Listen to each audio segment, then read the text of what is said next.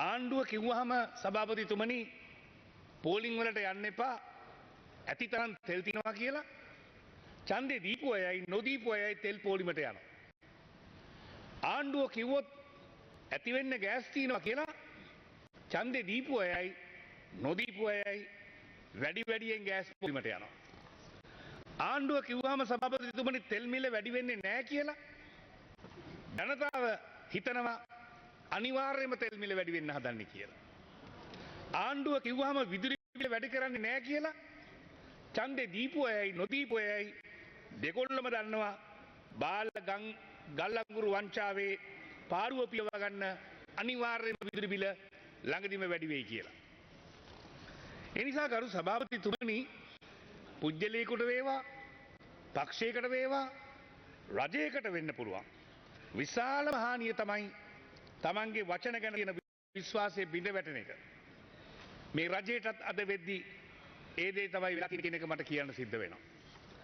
ඒ වගේම තමයි මේ මොහොත වෙනකොට ගම්වල අලුත් ප්‍රස්තාව පිරුළු හැදිලා තියෙනවා.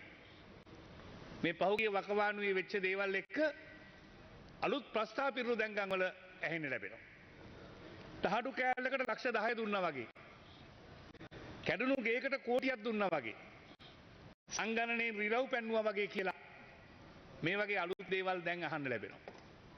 නමුත් ගරු සභාපතිතුමනි මේ මොහොතේ රට මුහුණ දෙන තත්ත්වය සුපුරුදු බොරු වචන වලින් පමණක් කළමනාකරණය කරගන්න බැරි බව අපි ආණ්ඩුවට මතක් කළ දී යුතුව තිබෙනවා.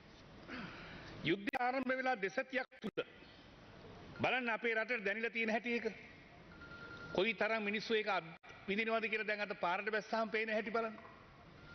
මේ යුද්ධය තවදුරටත් ඇදුනොත් ඒ වගේම පශ්චාත් යුද ප්‍රතිඵල ගැන රජය මීට වඩා බරපතල ලෙස බැලිය යුතුව තියෙනවා ක්‍රියා කළ යුතුව තියෙනවා කියන එක මම කියන්න කැමතියි. ඒ නිසා අධ්‍යක්ීම් සහිත විෂය ප්‍රවීණයන්ගෙන් අහලා ප්‍රායෝගික විසඳුම් වලට යන්න ඕන අවස්ථාවක දැන් ආණ්ඩුවේ ඉන්නේ. කරුණාකර සුපුරුදු උද්දච්චකමෙන් ඉවත් වෙලා මේ තත්ත්වය හරියට කළමනාකරණය කරගන්න වගකිව යුතු ආණ්ඩුවක් හරියට කටයුතු කරන්න කියලා අපි ඉල්ලා හිටිනවා. දැන් සභාපතිතුමනි මේ කාලේ ගත්තොත් රට පුරාම ගොවි ජනතාව අස්සනු නෙනන කාලය තමයි දැන් එළඹිලා තියෙන්නේ. ඒ මිනිස්සුන්ගේ යන්ත්‍ර සූත්‍ර වලට හරියට තෙල් ටික දීමට හරියමං වැඩපිළිවෙලක් ඇති කරන්න කියලා අපි ආණ්ඩුවට කියනවා. ප්‍රමාණවත් විදිහට දෙන්න. ගොවි ජනතාවට වෙලාවට ඒ තෙල් ටික ගන්න බැරි නම් ඒ මිනිස්සුන්ට ලොකු ප්‍රශ්නයක් වෙනවා. ඒ වගේම අපේ රටේ දීවර ප්‍රජාවට තමන්ගේ දීවර රැකියාව අවශ්‍ය පරිදි කරගන්න ඉන්ධන ප්‍රමාණයක් ලබා දිය යුතු තිබෙනවා. දැන් දෙන විදිහට දියබට යන්න පුළුවන් එන්න බෑ කියලා තමයි දීවරයෝ කියන්නේ. ඒ නිසා මේවා ප්‍රායෝගිකව කල්පනා කරලා විසඳුම් දිය යුතු තිබෙනවා. ඒ වගේ මේක ටුවරිස්ට් සීසන් එක. දැන් අපි දන්නවා සංචාරකයෝ බහුලව සිටින කාලයක් මේක. විනාඩි 2ක කාලයක් තිබෙනවා. මම තව අමතර විනාඩි 2ක් ගන්නවා.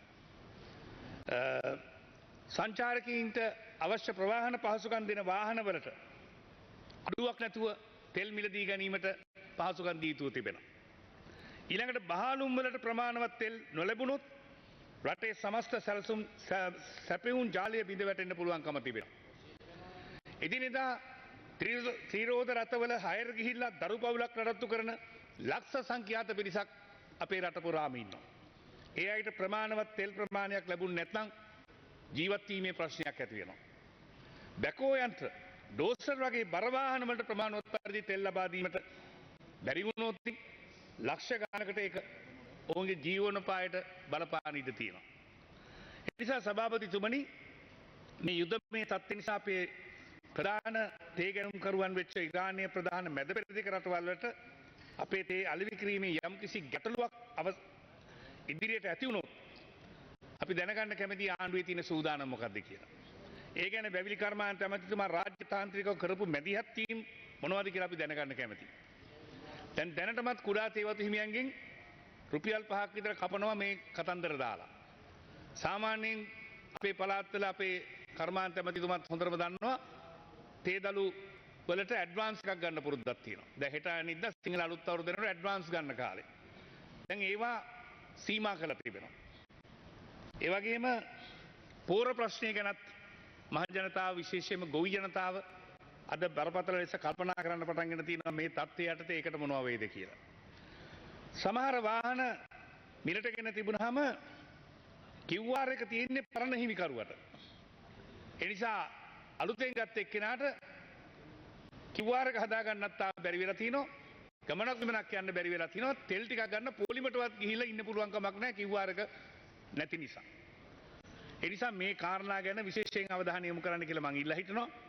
අවසාන වශයෙන් මම මතක් කරන්න කැමතියි තව සති දෙක තුනකින් අපේ රටේ ජනතාවගේ ප්‍රධානම උත්සව අවස්ථාව වන සිංහල ඉන්දු අලුත් අවුරුදු උදා වෙන බව.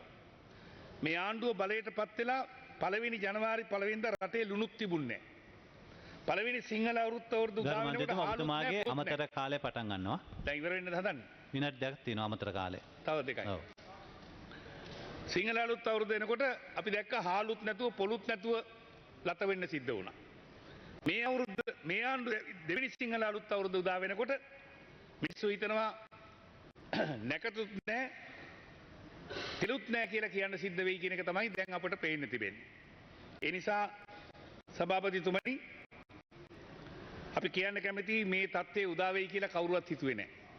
මේ ආණ්ඩුව බලයට පත් වෙනකොට විශේෂයෙන්ම ජනතාවට දීපු පොරොන්දුත් එක්ක මවල පෙන්නපු චිත්‍රපටිත් එක්ක ජනතාව මෙහෙම තත්ත්වයක් එයි කියලා හිතුවේ නැහැ. දැන් ජනාධිපතිතුමා පහුගිය කාලේ කිව්වේ අපේ ආණ්ඩුවක් ආවොත් තෙල් පෝලිනුත් නැහැ, ගෑස් පෝලිනුත් නැහැ. ඒ වෙනුවට සිනමා සල්ලා ඉස්සරහා පෝලින් විතරයි දකින්න ලැබෙන්නේ කියලා. බලයට එනකම්ම කිව්වේ තෙල් වලට අසීමිත බද්දක් ගන්න හැටි. වරායට ගොඩ බානකොට තෙල් ලීටරේ අච්චරයි, බදු මෙච්චරයි, ඇමතිගේ කොමිස් එක මෙච්චරයි. ජනතාවට මෙන්න මේ ගාන දෙන්න පුළුවන් කියලා තමයි බලය ගත්තේ. නමුත් අද වගකිව යුතු විපක්ෂයකට අපි කියන්නේ නැහැ තෙල් වලට බදු ගහන එක නවත්තන්න කියලා. 100%ක්ම බදු ඉවත් කළා සහන දෙන්න පුළුවන් කියලා අපි වගකිව යුතු විපක්ෂයකට කියන්නේ අපි ආණ්ඩු කරපු උදවිය හැටියට. අපි කියන්නේ අඩුමානේ මේ අමාරු වෙලාවේ ඒ බද්දෙන් 50%ක්වත් ජනතාවට සහනයක් ඇටියට අඩු කළා වහාම දෙන්න පීවර ගන්න කියලා අපි කියන්න කැමතියි. ඒ වගේම හැමතිස්සෙම කියපු එක තමයි තෙල් මිල වැඩි වෙනකොට ලෝකේ නගනකොට නගන්නයි බස්සනකොට බස්සන්නයි ආණ්ඩු මොකටද කියලා ඇහුවා. එහෙම කියපු ආණ්ඩුවක් තමයි දැන් තියෙන්නේ.